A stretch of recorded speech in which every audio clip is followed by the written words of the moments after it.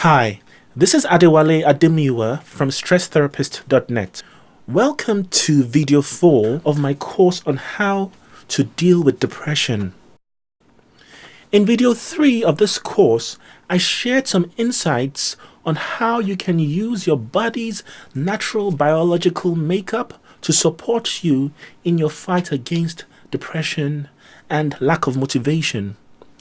In this video, I will be introducing you to steps you can start to take to work with your body's psychological makeup. This is essential for experiencing long-term or permanent recovery from depression. So, the first port of call, find ways of calming yourself down, or calming the brain down specifically.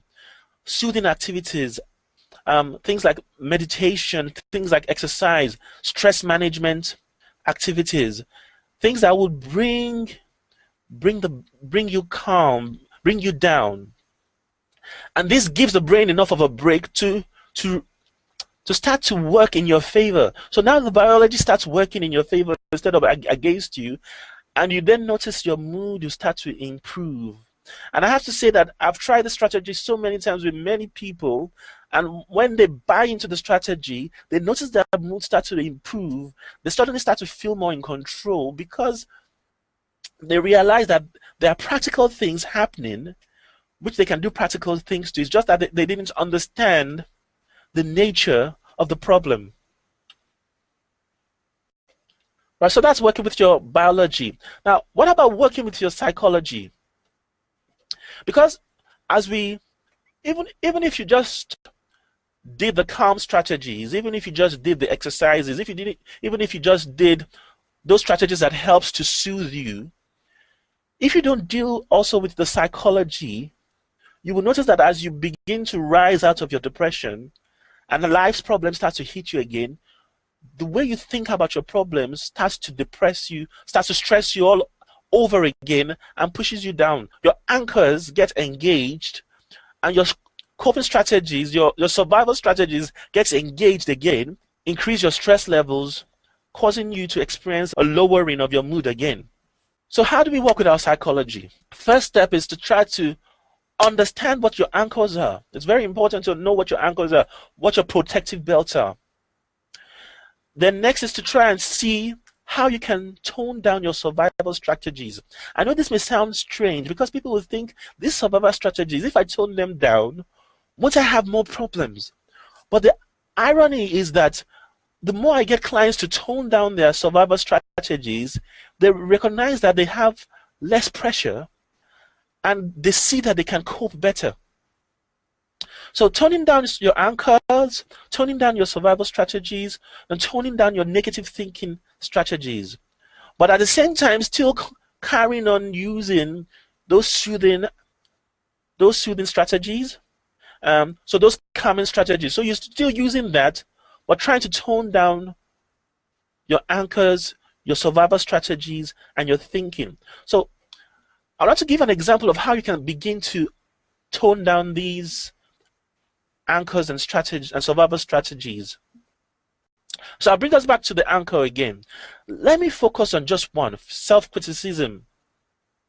So the tendency to self-criticize may come as a result of not wanting to fail, or as a result of not wanting to make mistakes, or not wanting to be seen as a failure or as someone who makes mistakes by other people because of a fear that they may judge or discriminate against you or think somehow you are stupid or foolish.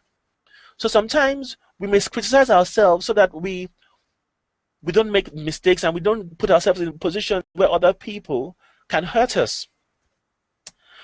So when I say tone down self-criticism, what would that mean? Would that mean you should not criticize yourself at all?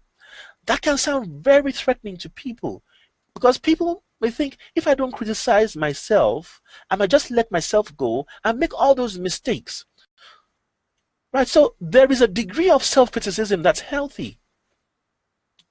Because you see, too little self-criticism may make us make more mistakes or even make us become so complacent about life. However, too much self-criticism easily leads to depression. So if you were to practice self-criticism, you need to know, okay, how much is too much? And you need to start understanding that you just need a balanced amount so that you are not pushing yourself too far, which will lead to depression.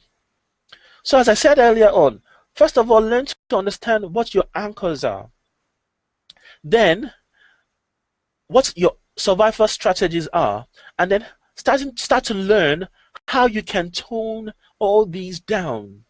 So people may have 1, 2, 3, 4, 5, 6, 7, and you find that the more anchors and survival strategies a person has, the harder it often is to break free from depression.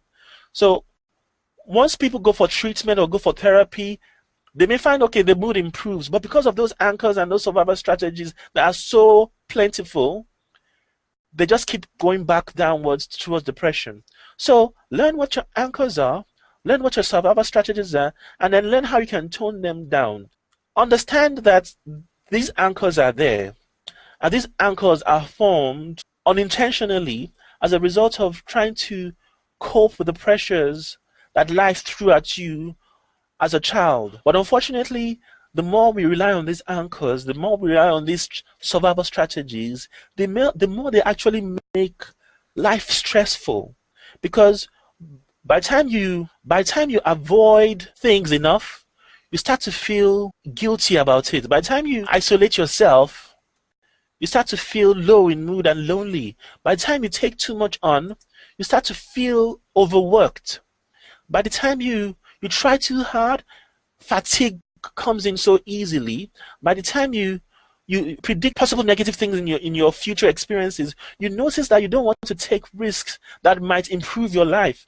By the time you spend so much time ruminating, you notice your stress levels are high. And by ruminate, I mean thinking about past hurtful events, thinking about people who may have hurt us, failures that you may have made, experiences of regret. All these things combined together just increases the stress levels. So you can see how these survival strategies, which were initially formed to cope, to manage, begin to make life harder.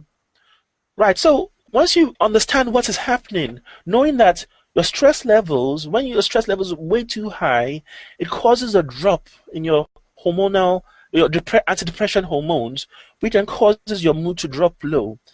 And if you keep trying to think through, trying to fight through your experience of low mood, it only pushes you down because all you're doing is bringing your stress levels high.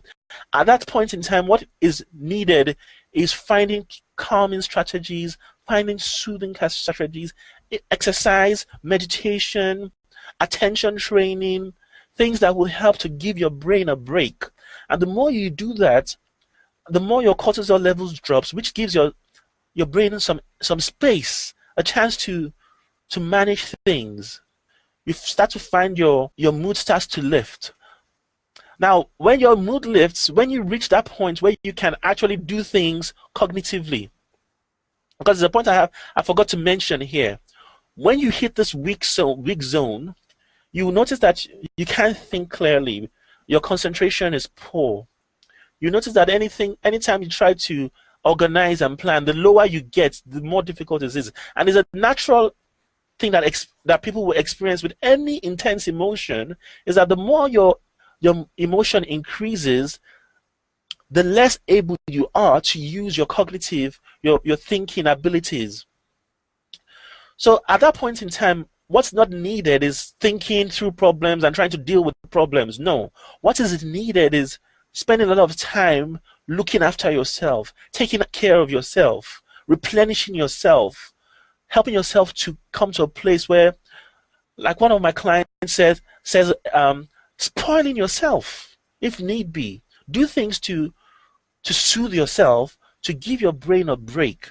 Once the brain gets replenished, you will notice your abilities to think clearly, to be cognitive, starts to come back. Now, when they come back, don't just stop there, because that's what a lot of people do. As soon as they experience that their mood has lifted, They try to forget everything about depression and try to carry on with life and try to carry on with the hustle and bustle, and they get into that fight again. At this point in time, when your cognition has come to a place where you can think clearly, when you can deal with things, this is the time when you need to put yourself into studying and understanding what your anchors are, how your anchor might hold you back from getting to the place where you're happy with life, how your survival strategies may be holding you back, and how you can tone these down. So learn those things, then you get to a place where a huge weight drops off you. You come to a place where life becomes easier. You come to a place where you become more efficient at things. Your confidence and your sense of self-worth begins to build. And depression is kept at bay because now you are in control, because now you know exactly why depression creeps in the first place, and you know exactly what to do. And this is something that surprises a lot of my clients. Once they understand what to do, they notice that they actually have control over depression. They notice that when they are going down in mood, it's because they are taking too much on. They're beginning the fighting process again. They're beginning the survival process again. But once they start to tone things down, they start noticing that their mood improves. They find that they can cope better. So this is how we can deal with things. This is how we can cope with depression.